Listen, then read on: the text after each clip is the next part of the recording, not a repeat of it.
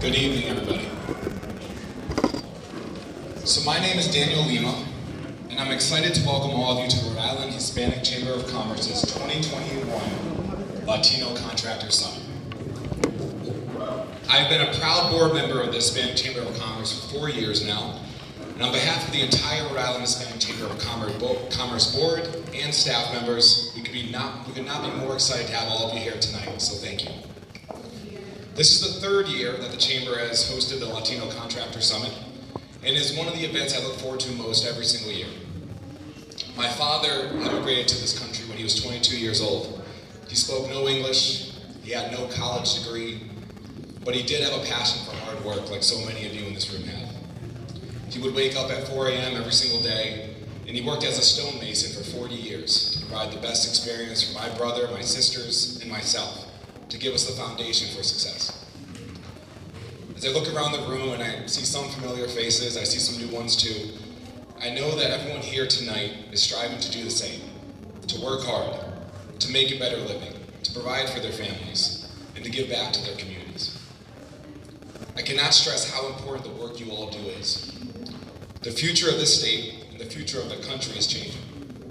We, the Latino community, are growing every year, and the work you all do is the lifeblood of our success as a state and country. With that, I want to say thank you. Thank you for being here tonight. Thank you for the work that you do.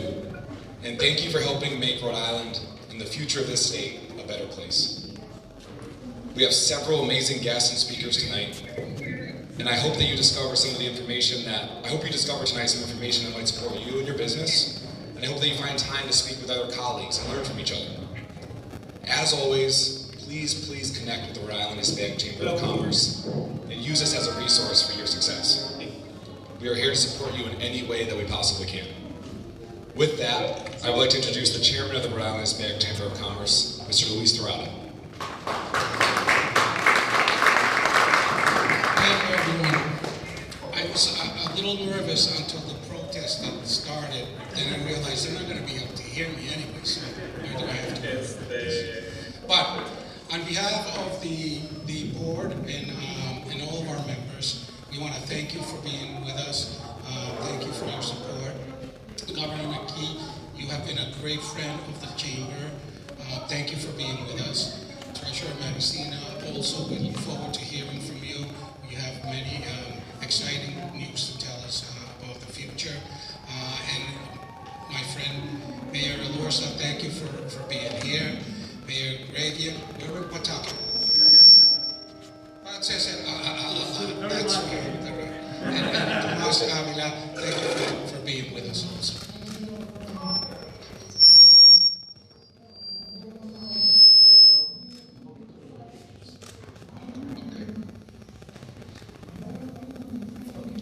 Okay, then I want to thank some of the contractor supporters. Olber Construction, thank you, Glenn. Track Builders, thank you, Bill. Also, H.V. Collins was very supportive on these efforts. There's going to be workshops that are led by industry standards. I'm sorry, I see Dorinda. Thank you very much, too. I want to acknowledge you. So, the members that are going to be heading the individual groupings are led by Christopher Calderon from Gilbane Construction. I want to thank him. My old friend Ron Caneglia, and I say old in the sense that I've known you for a long time, not that you're old, but thank you, Ron, and also Alvin Reyes from the trade union is here to help us. That's about the list that I have to thank, but I need to interject that we are so proud to have the representatives from the Pawtucket School Committee here tonight. We're very proud to be giving them recognition for the incredible great work that they've done, and including minority participation in all of their projects. From the city government, school committee, building committee, you represent what can be accomplished when you have people that really care in leadership positions. So we thank you very much. With that, I'm going to turn it over to Oscar.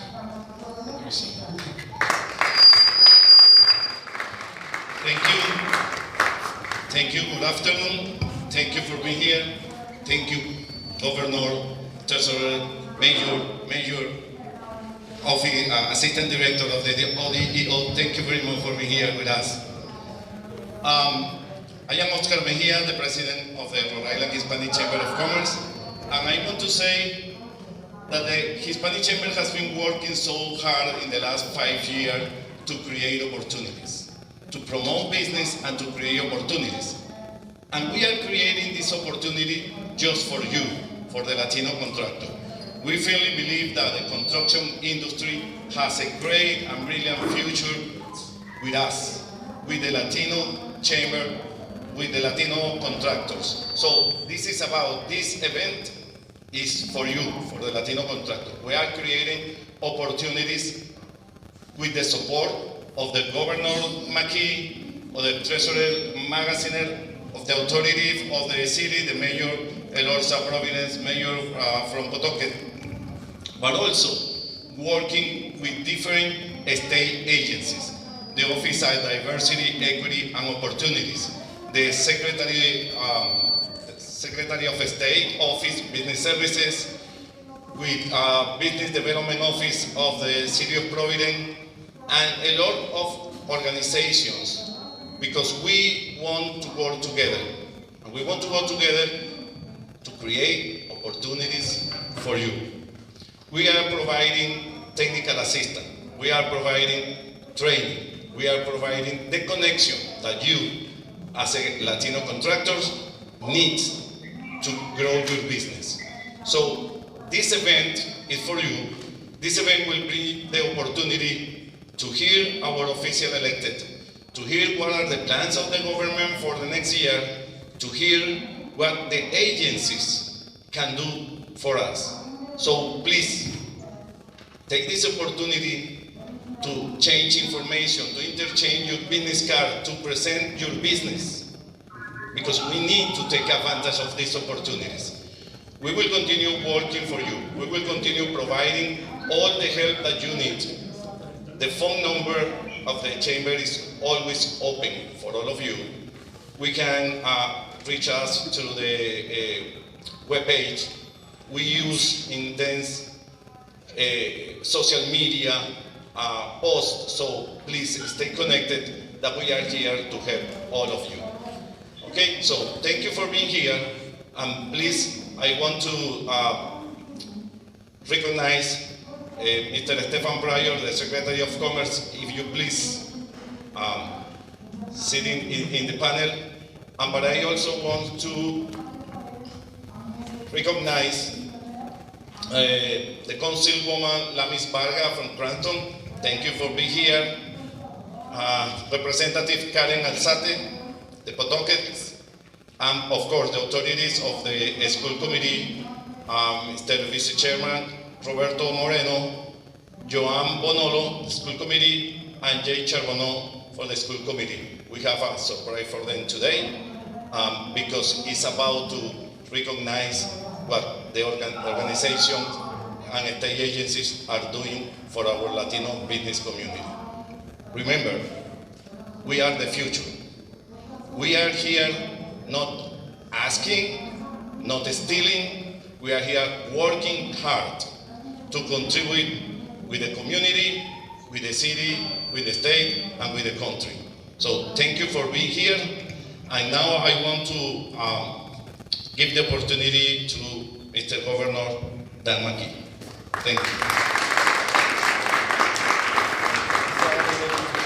Yes, it's kind of a tricky mic. I'm going to try to do the best I can. But Oscar, thank you so much for your leadership with the Hispanic Chamber. Many of us have seen the unbelievable work that you have been able to do with us and other board members to really create this chamber that is representative of many of our businesses in the state of Rhode Island. And working with you as Lieutenant Governor, and during the early stages of the COVID, to work to get millions of dollars out to small businesses in the state of Rhode Island. And then again, as governor, one of the first things I did was put out about $30 million to help the small businesses. And Oscar played a real leading role with others to get into the Hispanic community to make sure that that word got out. And I think we had over across the state of Rhode Island over 4,000 small businesses that received $5,000 during the time that they needed.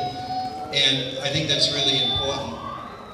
I just reflect a little bit about where we were in March. Rhode Island was one of the highest infected COVID-19 states in the country. It had one of the highest death rates in the country, and it had one of the lowest vaccination rates in the country. Last week, we had the lowest death rate in the country per capita. We had the second lowest infected state in the country, and we had the fourth highest vaccinated state in the country. So that has to do with leadership that is throughout all our communities, that has now put us in a spot where we can really maximize our economy. And today, we are number 1 in reopening our economy in the entire Northeast, and we're number 5 in the country in terms of reopening our economy. So what does that mean for us? What it means is this great economic opportunity for everybody in the state. And the Hispanic business community is a very important, integral part about our, not just recovery, but our expansion of the economy for all the families who live in the state and all the workers that live in the state. So it's not any secret that I'm really pushing very hard to get some of the federal funds out on the street. And inside of that effort, we've carved out a plan that not only gets money to the 39 cities and towns in ways that really matter, housing issues, child care issues, and business issues, small business in particular, but we also know that coming out of the pandemic, that many of our businesses have lagged behind, whether in capital or whether in terms of employment, in terms of work. We have identified clearly that even with the department that Tommaso Villano is heading up for us, that there's really a real need to hit the numbers that state law says that a certain amount of percentages of work need to go to minority-owned businesses, women-owned businesses. And we are very intentional about making that happen. And Tomas gets to speak. I'm sure he will tell everybody here what I tasked him to do and how he's very willing to do this. And it should not take long. It's just a simple math formula. I was asked by a couple of people, well, Jesus, it's going to take a long time. I said, no, this is not going to take a long time to follow the rules to get this percentage of work out on state contracts to minority-owned businesses and also women-owned businesses. We know that it's critical to our state's recovery. Last thing I would say, too, is that our workforce and the contractors now exceed where we were pre-pandemic. That's remarkable, but it's a reflection that Rhode Island is making investments in construction, in road improvements, in different types of facilities that are going to benefit all the businesses, small businesses, all the families in the state, including the Hispanic businesses under the leadership that will provide as governor. Tomas will provide along with Stephen Pryor, and then the leadership is coming from the Hispanic Chamber. So that's a commitment that we will keep, and we'll keep that promise to everybody that's here, so that we continue to build this economy. Last, I would say, I'm happy to be here with the treasurer, along with the mayor's from Providence, and also the mayor of Pawtucket in your hometown, and always happy to be here. So we will keep this work going. And then the last piece, because I know the school committee members here tonight, we're going to make sure that we do everything we can. Those lower infection rates, those higher vaccination rates, those lower death rates, and by the way, we were one of the least hospitalized states in the country over the last several weeks as well. So, but that's allowed us to open the economy, and it's going to allow us to open our schools safely. And we're going to do everything we can to make sure our young students are in the classroom learning just as they are now, and as well as our universities. Because our universities, we have many Hispanic of our people that are in our state that go to attend our universities. And last thing I'll say, because I know I'm overdoing my welcome here a little bit, but the fact of the matter is that our universities have stepped up in an incredible way, and I want to make sure they're recognized. 11 universities, I met with them in April. They wanted to get all the students back in the classroom. I said, get them vaccinated and I'll support that. They came back collectively as a group and said, we'll vaccinate our students. We have 60,000 kids that live in Rhode Island that go to our universities. Another 40 to 70,000, depending on the travel with COVID, that come from out of state and out of the country that attend our universities. And we know that about 95% of those students are vaccinated. What does that mean for us? It allows us to open the economy. It allows us to open our schools. So I thank you so much for the invitation to be here tonight, Oscar. I'll give the microphone back to you, and we'll let the people yell and scream outside. But vaccinating our healthcare workers is very important because healthcare workers need to be healthy to keep us healthy. So I'm sure it's all going to work out, and we're very happy that people are kind of bringing a highlight to that effort that the hospital support, as well as our healthcare facilities, our nursing homes. They all ask me to do that. I'm happy to stand with them to keep us all safe in the state of Rhode Island. Oscar, right back at you. Thank you.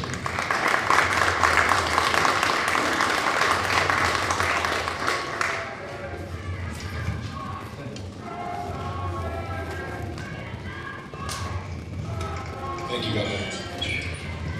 Next up, before I go to the next, I do want to also thank Senator Dorado for being here. She's been an ardent supporter of the chamber, so I appreciate being here. Thank you so much.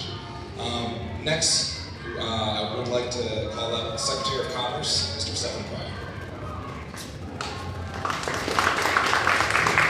Thank you very much. It's an honor. It's an honor to be here with this esteemed crew and to speak second. I'm deeply privileged, and I think that's because we're warming up for yet better speakers than I. But I'm very honored to follow the governor because we're really on a roll economically.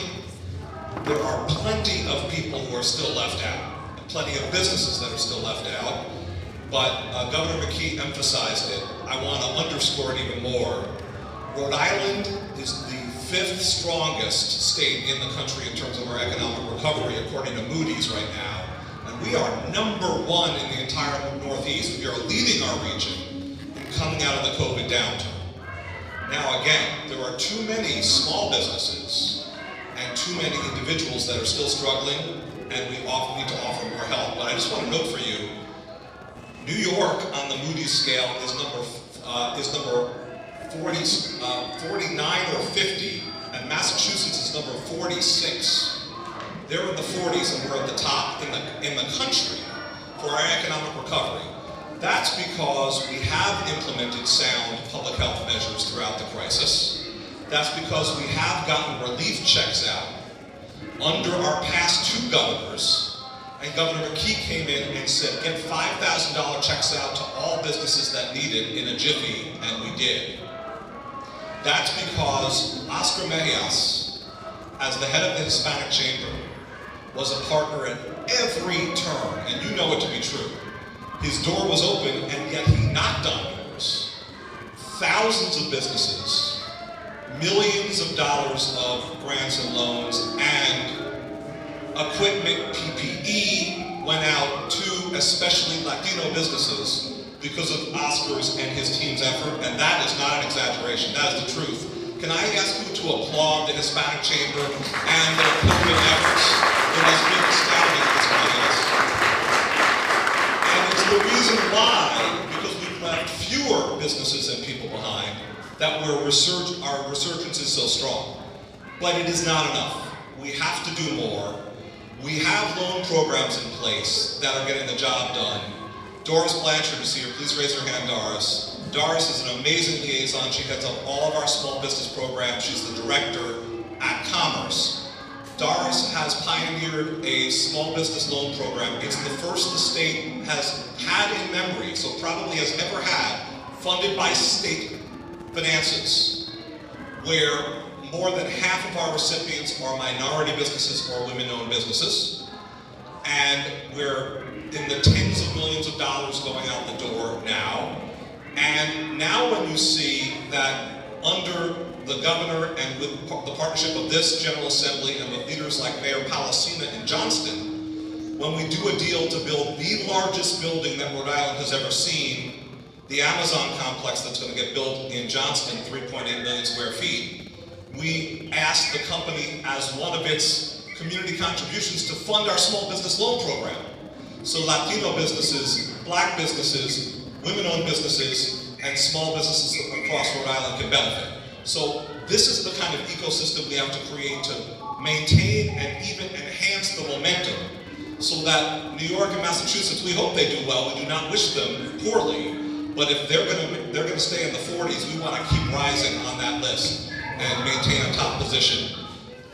Most importantly tonight, what I want to talk about is for the contractors active in the Hispanic Chamber and contractors looking to get a break, to break into the construction industry, I want to talk to you about a program called Supply RI. If you haven't already heard of it or plugged into it, Supply RI is a program that has existed only in the past few years.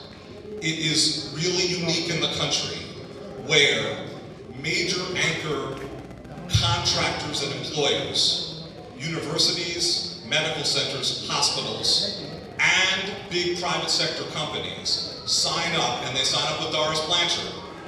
And when they sign up, they say, we're going to help position small, minority, women-owned, and Rhode Island-based contractors for the procurements that we have.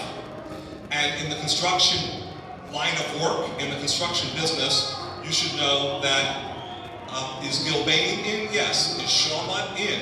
Yes. Is Brown in? Yes. Is RISD in? You get the picture. They are the anchors who are anchoring the program, searching for Rhode Island vendors, especially small minority vendors, to provide the work. Now we have to keep working through our loan programs and through technical assistance, positioning you to win. But we have 15 total anchors. We have routinely convened in-person and virtual networking sessions. And we offer other forms of technical assistance and access to capital to get the job done. For example, Johnny Leva, if you all know Johnny in the construction fields, of Heroica Construction, broke through and got his first contract with the Rhode Island School of Design, RISD, to do their main undergraduate art gallery, the one that they use for their undergraduate students on campus. He got the contract to do that job, and that's now a gallery that features group exhibitions and is like a centerpiece of their campus on Prospect Street. And our own homegrown contractor got the job to work on that project through Supply RI. Just one example, but what I want you to know is it's not only possible, it's happening. So the reason it happens is because Doris Blanchard works it every single day. Raise your hand one more time, Doris. Please contact Doris if you're thinking, I've heard of it, but I haven't attended yet, or I'm not sure I'm on the list, or I'm just plain sure I'm not on the list. Please get on the Supply RI list. And Oscar Mejias, thank you for continuing to provide leadership that enables us to get all this work done. So on behalf of the McKee administration and from the Commerce team, thank you very, very much. I want to nod one more time to the mayors, Alorza and Grebbing, with whom we work so closely and are phenomenal. And I want to thank the treasurer, Seth Magaziner, for being a great partner as well. You're going to hear from Tomas about all the things we're also doing in our administration. Thank you so very much. Appreciate it.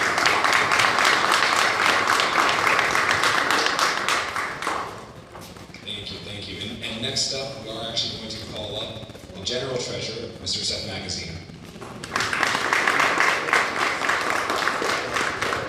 Thank you. Good evening, everybody. Thank you to all of my colleagues in government who are here.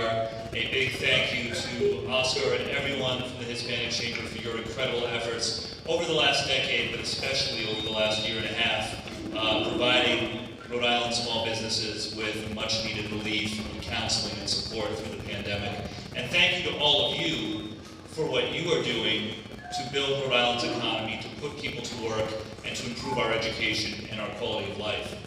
I was asked to speak tonight about the statewide school construction program, the progress that has been made to date, and what the future looks like. All of us are joined together in our goal to build a stronger economy for Rhode Island, a Rhode Island economy that is more broad-based, more equitable, more inclusive, and more resilient over the long term. At the end of the day, it is about providing paths to the American dream for every family in Rhode Island, regardless of zip code, regardless of race or origin. Everyone in Rhode Island deserves that shot at the American dream, the ability to put their kids in great schools and to see those kids get good jobs here in Rhode Island, not other states. That's why we do what we do. The statewide school construction program is central to that effort. Every child in Rhode Island deserves to go to a school that is safe and warm and dry and equipped for 21st century learning.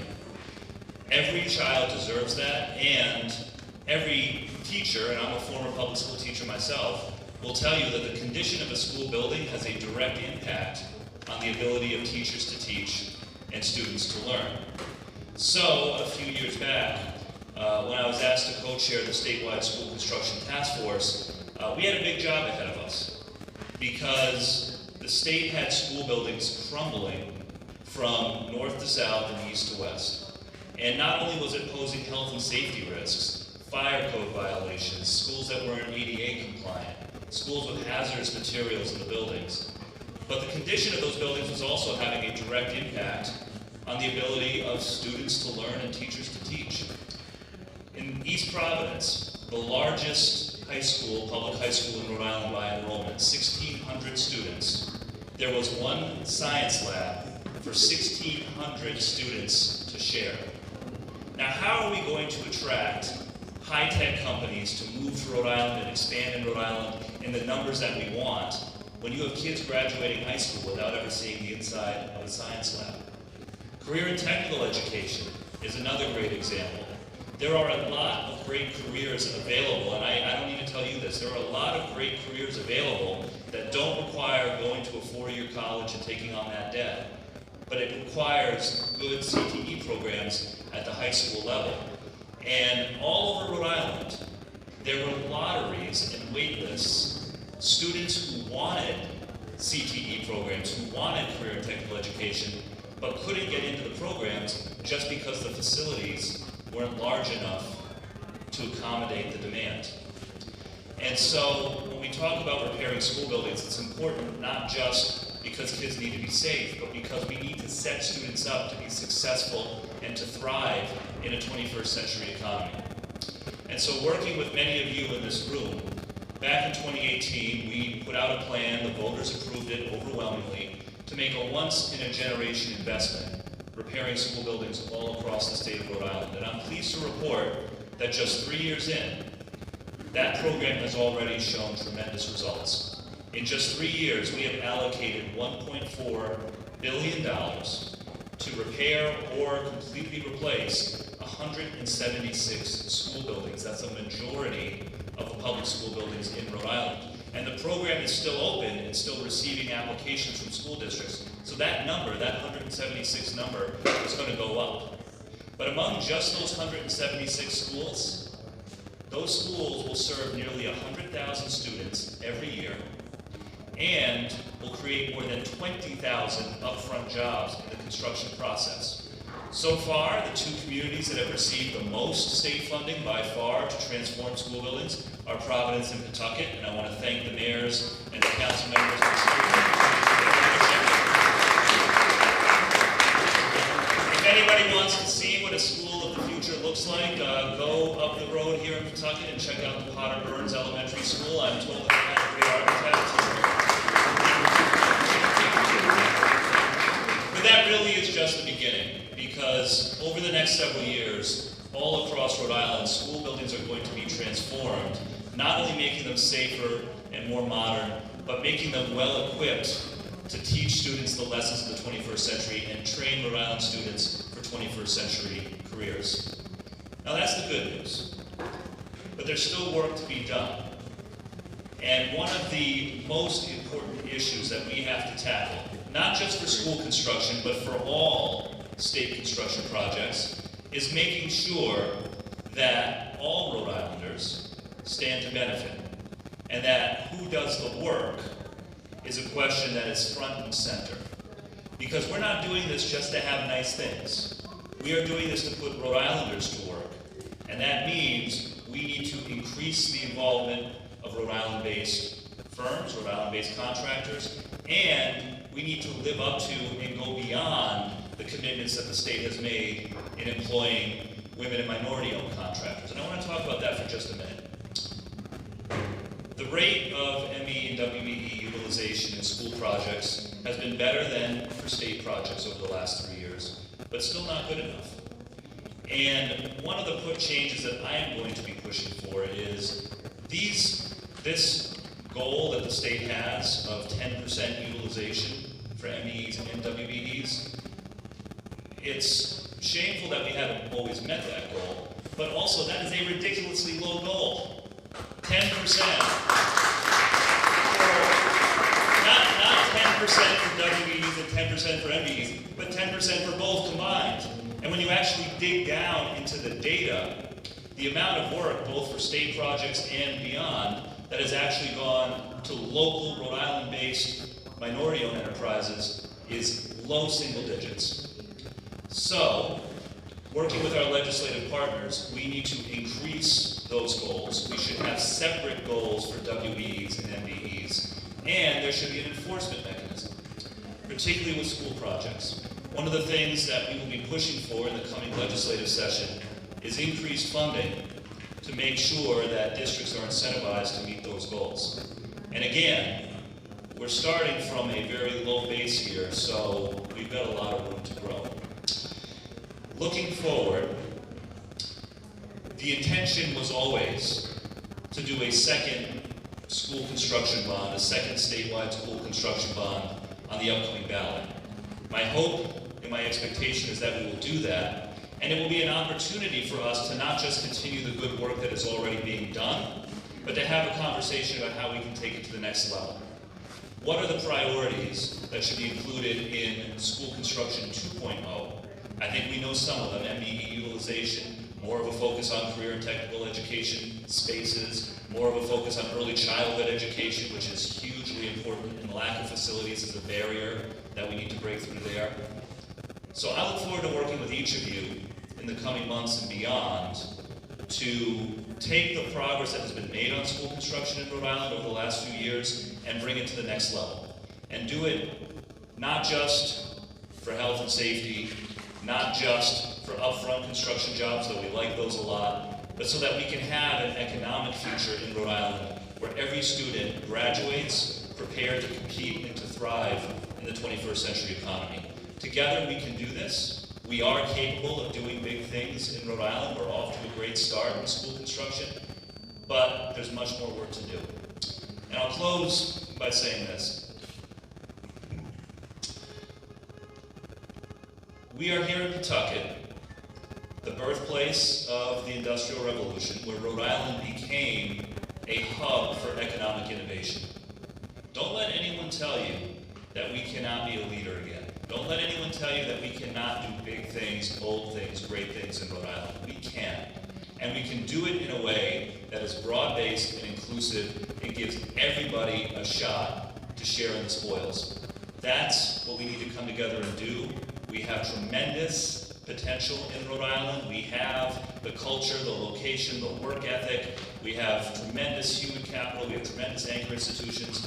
We just need to work together and set our goals high and ambitious in common pursuit of building that strong and secure economic future for everyone. So thank you all very much for being a part of this.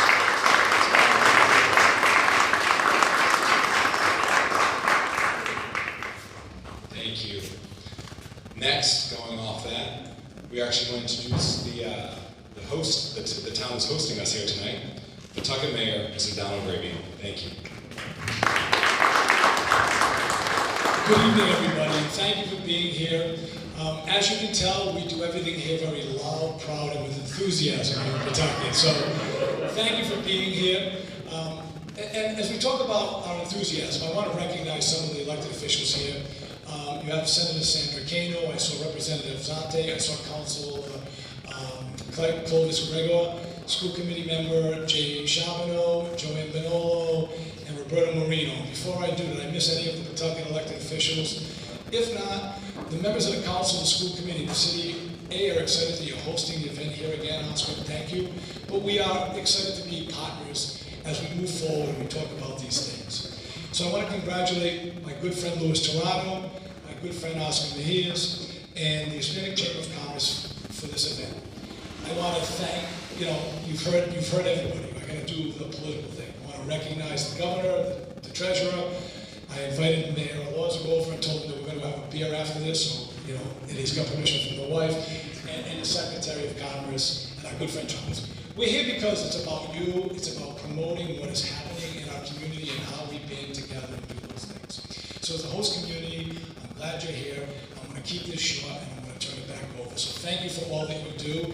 And I know there is a special recognition. We're going to leave one of the awards after because I don't want to spill it here as well. So we have a citation. So thank you for your partnership and I look forward to the continued success together.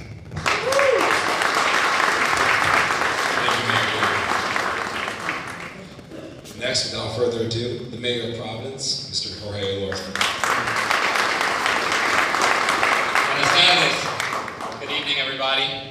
Congratulations to everybody. I add my voice to the chorus and want to say congratulations to everyone and thank you for doing this work. I'm also going to be very, very brief. But I want to share with you a story that brings this work close to home for me. And many of you have heard me talk about my mom, my mother. My mother, Rhode, is an immigrant from Guatemala, came here with nothing, but came here to work hard. She never called herself a business owner. She never thought of herself as an entrepreneur. But I want to tell you about my mom. She worked second shift. She'd get home every single night at about 2 o'clock in the morning. She'd wake up early, and the next day, she'd be up early. She ran a child care center in our second floor apartment on Cranston Street. On weekends, I would go with my mom to the flea market.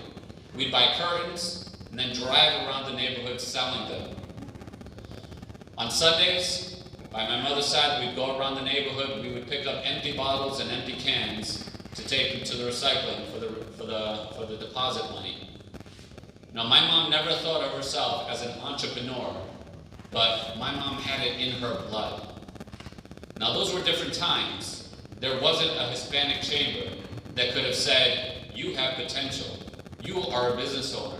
Let us help you grow. Let us connect you to resources that can help your business. But we have that here today, and that's why we're all here. The biggest piece of advice that I can give to anyone and everyone here is stay connected with the Hispanic Chamber. I also offer our services on behalf of the city. My small business development director is Victor Regina, habla español. Please make sure by the end of the night you can get his card. He's in the back. Can you wave, Victor? So please get to know Victor. And I want you to know that as long as I'm mayor here in the city of Providence, you have my full support. Some of the things that we've done in the past couple of years, you may or may not know this.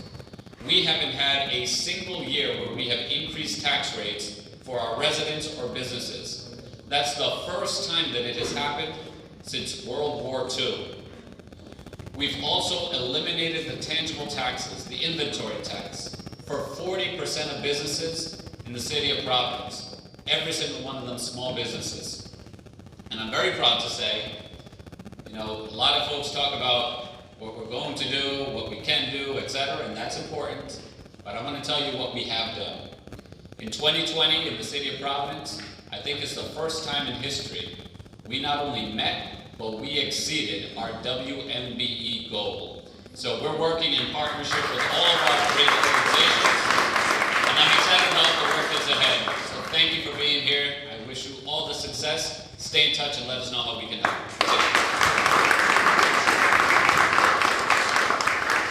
Thank you, Mayor Lorza. Next up, we have someone very special, near and dear to the Hispanic Chamber of Commerce. This gentleman was actually one of the founding board members for the Hispanic Chamber of Commerce, and he recently was promoted to the Office of Diversity, Equity, and Opportunity for the state. Without further ado, I'd like to call Mr. Tomas Avila.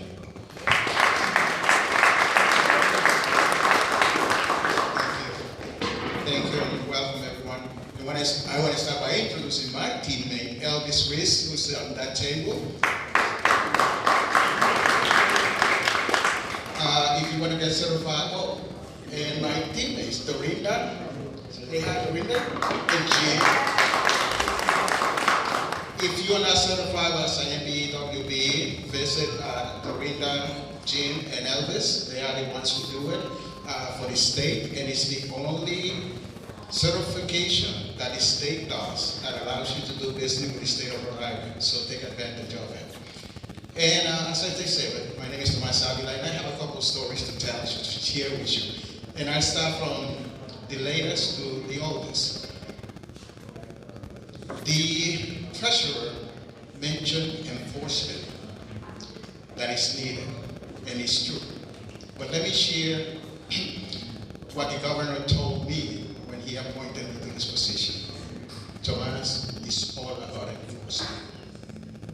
Enforce the law because it's been there for 35 years and everybody knows it. And that's what I done, is enforce the law.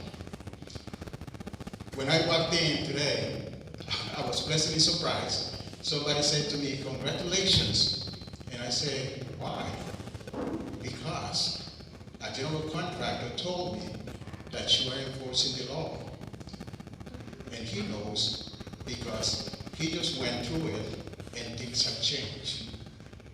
That is what the governor wants, and that is what I'm doing. Is enforcing.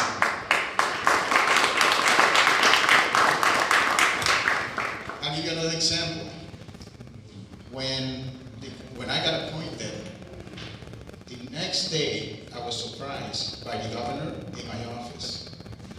And he said, "I am here so you know that I'm behind everything and anything that you do, 100%. The next day, he had a welcoming party for me with the director of purchasing and human resources. And it's because purchasing is the one who does the purchasing for the state. And they are the ones who deal with the contractors. And he was there to let them know that, I have his support, and they are to cooperate with me in the enforcement of the law.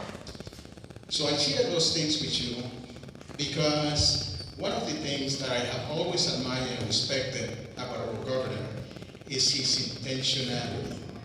It's not about talking, it's not about bragging, but it's about intentionally changing society and humanity. And he has delegated that responsibility to me. The other part that I want to share with you, the treasurer spoke about $1.3 billion of school construction, and it is true. That's there. But what I want to share with you, that the Department of Education for years refused to enforce the law. Doreen is here, she's been there longer than I have and won't let me lie. They refused to enforce it. And I decided that, you know what, this is a low-hanging fruit. So last August, Doreen and I met with the Department of Education, and I said, I'm here to see how we can collaborate and how we can change going forward. Well, I am here to share with you that effective August 18, the school board posted in their website and every document that is going to take place with this $1.3 billion that the law is being enforced. $1.3 billion is equivalent to about $103 million that we could have. And on top of that, we had another conversation. Let's talk with the governor and make it 20% instead of 10%. Those are facts. Those are not wishes. Those are not desires. Those are facts. And the reason I have been successful in 2 months to do that is because the governor has backed me 100%. So that's what I wanted to share with you. And the other thing that I want to share with you, by the way, congratulations to the school board. Back in 2013, is Senator Cano still here? Senator Cano called a group, Luis Dorado, Jose Marcano, and Tony Lake. And she said to us, I need your help. We need to change the way Pawtucket does business, the way Pawtucket does purchasing. And I need your help to change it. She was in the school board at that time. We met with Mayor Rita. We met with the superintendent at the time. We met with purchasing. We met with everybody. And out of that came a better MBE, WBE initiative in the city of Pawtucket. All these schools that have been built and the success of the MBE, WBE is because of that friend of ours who called us to make changes.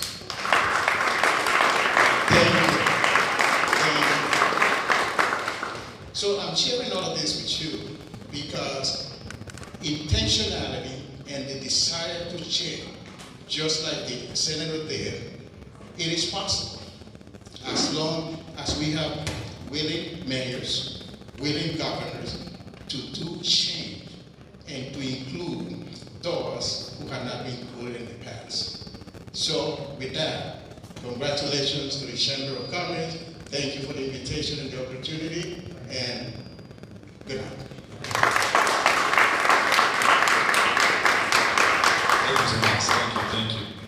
So you may have heard some sounds in the background. We actually have someone who's been waiting very patiently on Zoom for the past hour. A little state of Rhode Island, we're making some big moves, and we've actually connected with Mr. Sergio Terreros. Sergio is the president of NAHICA, which is the National Hispanic Contractors Association. He really wanted to be here today, but he is tied up, I believe, in Houston right now. And he agreed to join our meeting. He's been listening in intently, and he's going to say a couple words via Zoom.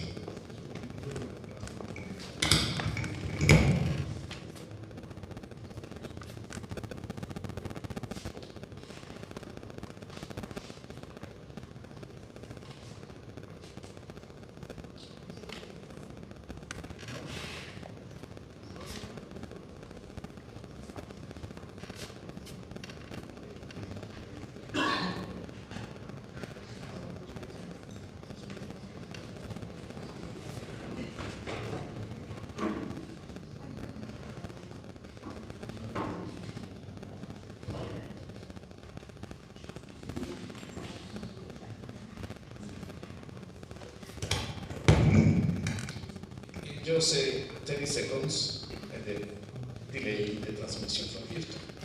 Please.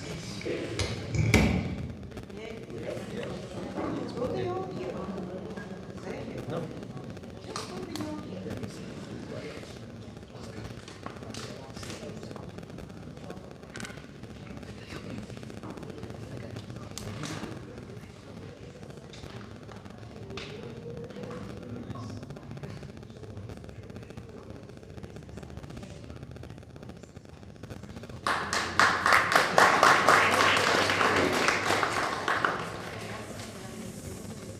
Sergio, ¿nos escuchas? Yo también. Sí, sí los escucho. Ok, muy bien. El salón es suyo. Gracias por esperar. Hola a todos. Oh, okay, it's gonna be in English and Spanish, he said. Both. Both at the same time. No problem. Well, thank you so much, guys, for having me. My name is Sergio Terreros. I'm president and co-founder of NAHICA, the National Hispanic Contractors Association. As you guys may notice, I'm first generation. I just came here, and I'm the first, the cross border, and the family, and then we start working in construction. That's why I think most of my company is in construction. But with us association, something that we're doing, and the message that we're trying to send to all you guys is that we, as an association, working and having conversations with Oscar, we're trying to get you guys in the big projects in construction. Why we're doing this is because in the association, there was a survey in 2020 by the American General Contractor Association, and they found out that most of the GCs, the general contractors, they're leaving and they're not asking the companies to anyone else, they just retire. And of course, the new generation, the younger generation, they just not joining the construction industry. And something that Mexica, the work and the mission of Mexica is prepare general contractors, bring more general contractors to the construction industry. That's our mission. And when I was talking to Oscar, he was mentioning, about all you guys, all the members. I was asking about how we can collaborate, and I think you guys have a great potential in Rhode Island. I haven't been there. Hopefully, I can go there. I can hear good stuff about the weather. But when things that, like, for example, something that we're doing in Texas. Right now, I'm in San Diego. We have companies, offering contracts for members, and we negotiating here on behalf of all you guys. But something that we're looking to do is help you guys to take those big jobs, take those big contracts.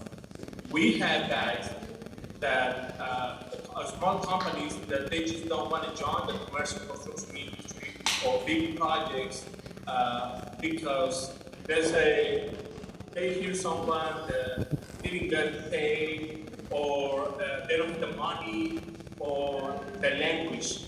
Okay, but we all have solutions for that, and we've been seeing a lot of stories here in the association where guys without language, they don't speak English at all, or they just sound like me, with accent.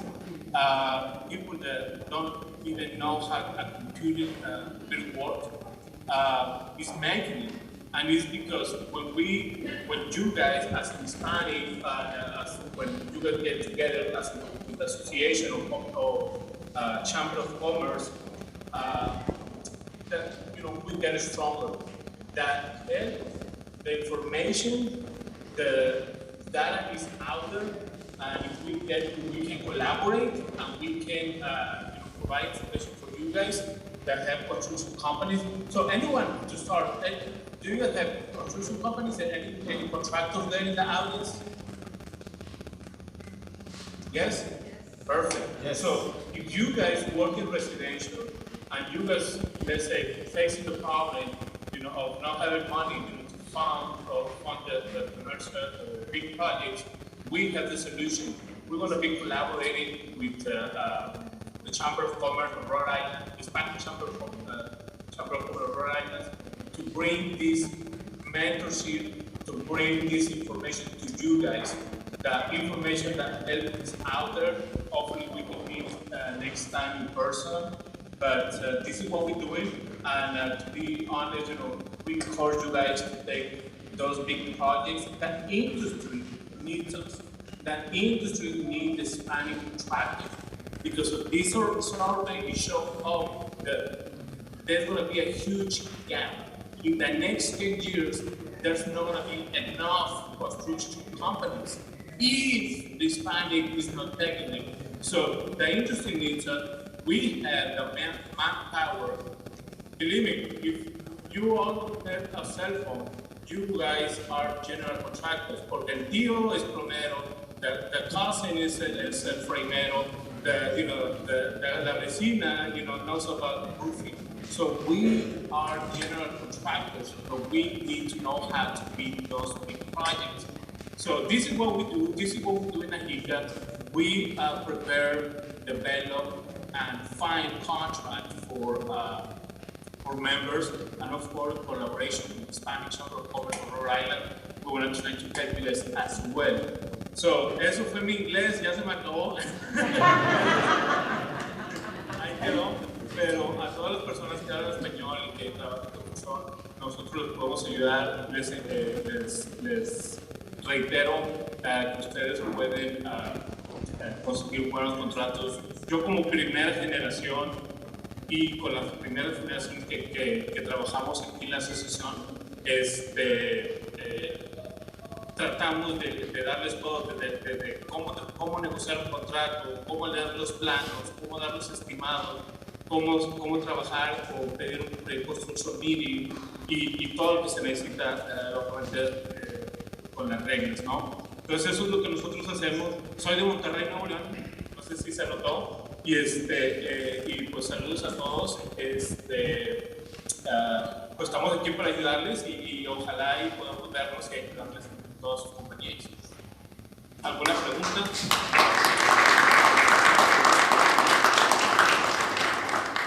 Any question in the public? Someone can ask something? Español, ¿alguien quiere hacer una pregunta? Yes, come on. Come on. Don't be shy. Don't be shy. We have a question. Tenemos una pregunta, Sergio. Thank you so much. Thank you guys, thank you. Thank you so much for the information, that was great. My question.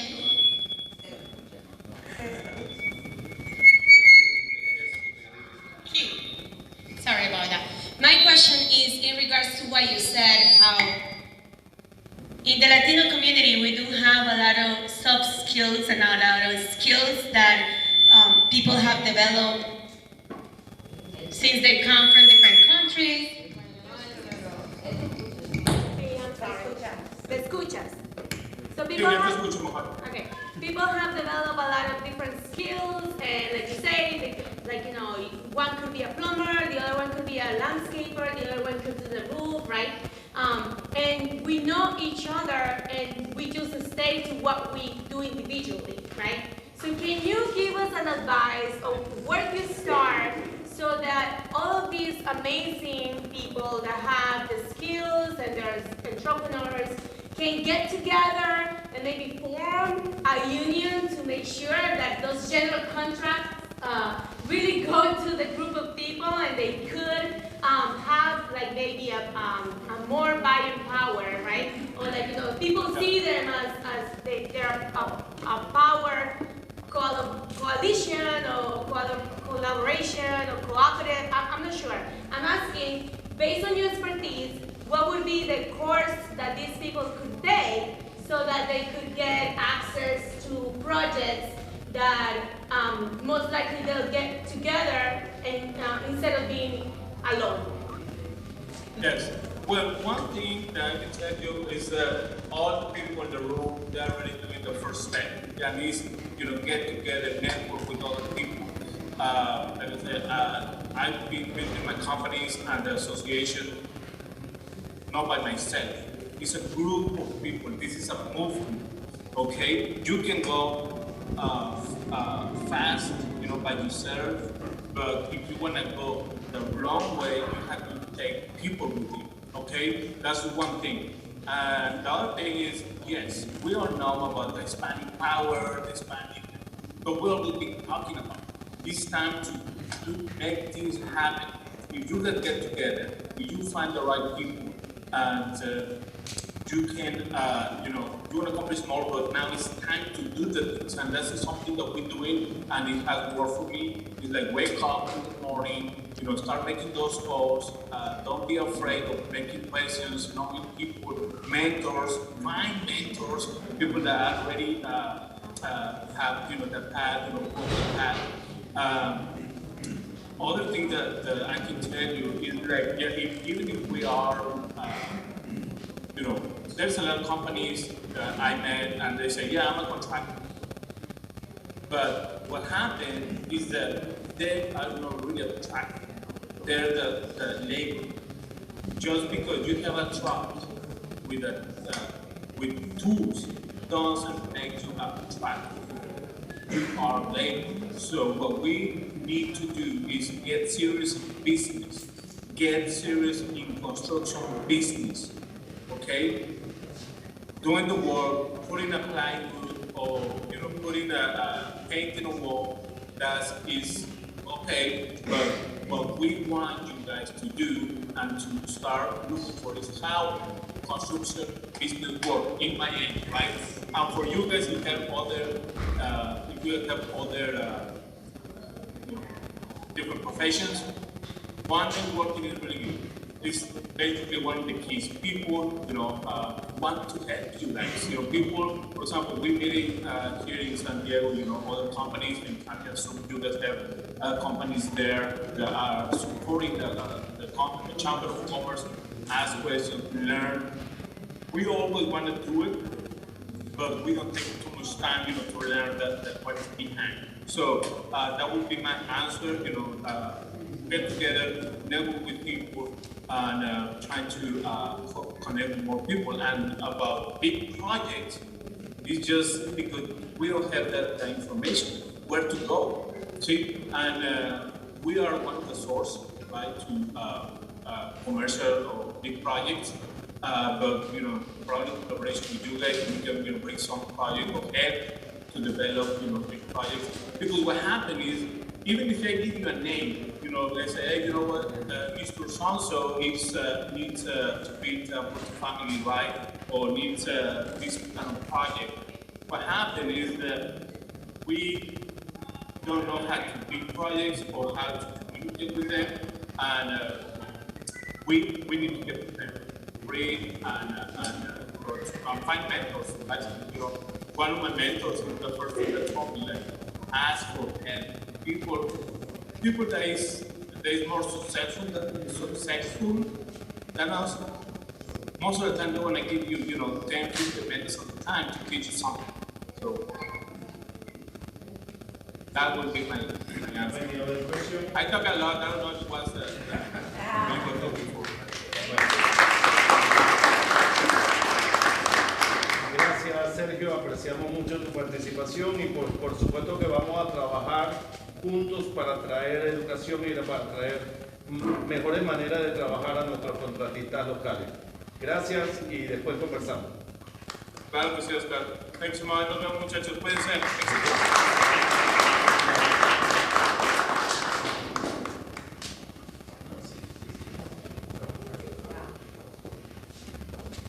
Oscar wants me to try, so I'll try. Okay, so next, we have a couple people I'd like to call up. So first I'm going to call up, or I guess all together, just hold your applause. We're going to have the chairman of the Chamber of Commerce, Mr. Luis Dorado, the president of the chamber, Mr. Oscar Mejias, Senator Sandokan, Secretary of Commerce, Stephen Pryor, and also the associate director of ODO, Mr. Thomas Avila, for a special award. Thank you.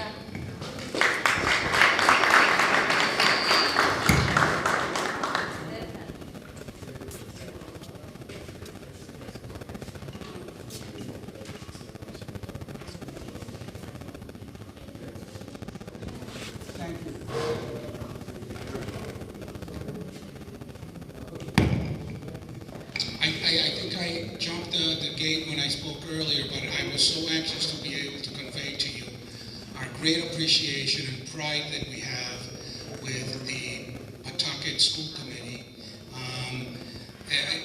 Some historical facts came up when Tomas Avila spoke, and the facts are that there was no minority participation in Pawtucket, and through your leadership, that completely changed. And you have become what is the model for the state in minority participation in construction of school projects. And we are so proud because it shows that in our state, individuals still make a big difference, especially when they are in positions of leadership and you truly, honestly care about the minority community. So on behalf of the chamber and all our minority community. Thank you. We are extremely proud of you, and we're really pleased to be able to recognize this tonight. Thank you. Would I invite, please, member of the committee? And I will read quickly what we have here.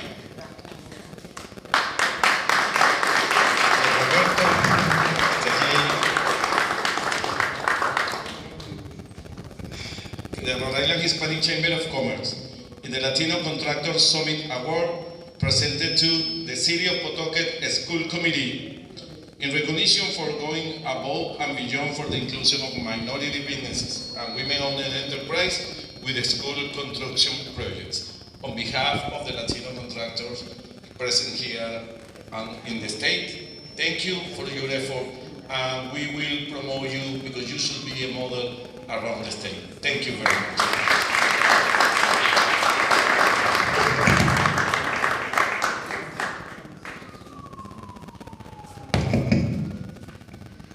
Thank you, Oscar.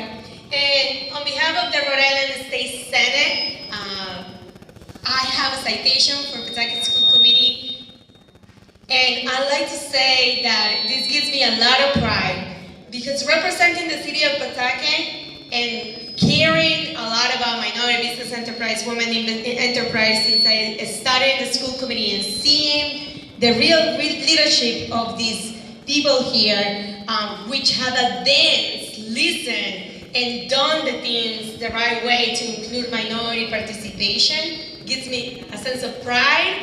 It makes me very happy. I brag all the time when I introduce legislation in the state that my city is doing it and will continue to do it. And I want to just give a special recognition to the former chairman of the school committee, Jay Chavano.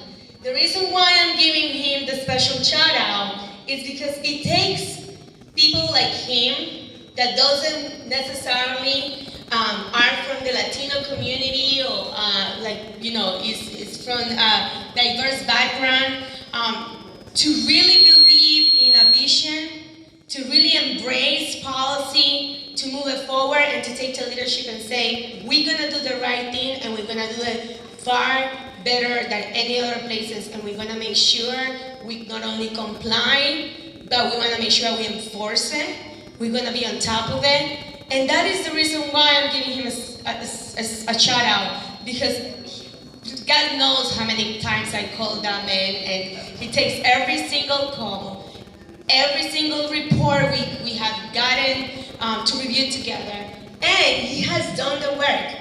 And as the leader of the school committee, he's now a former leader, and that's what leaders do.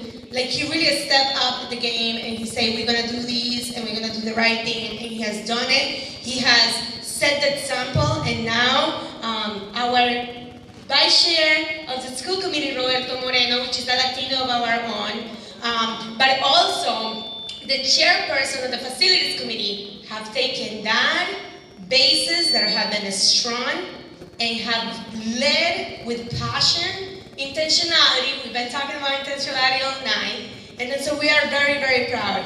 And Joanne, I want to say, you started with me in 2013, and you continue like the support. So we just want to say thank you to the school committee, Pawtucket proud, and on behalf of the Senate, we have a citation for all of you. So congratulations.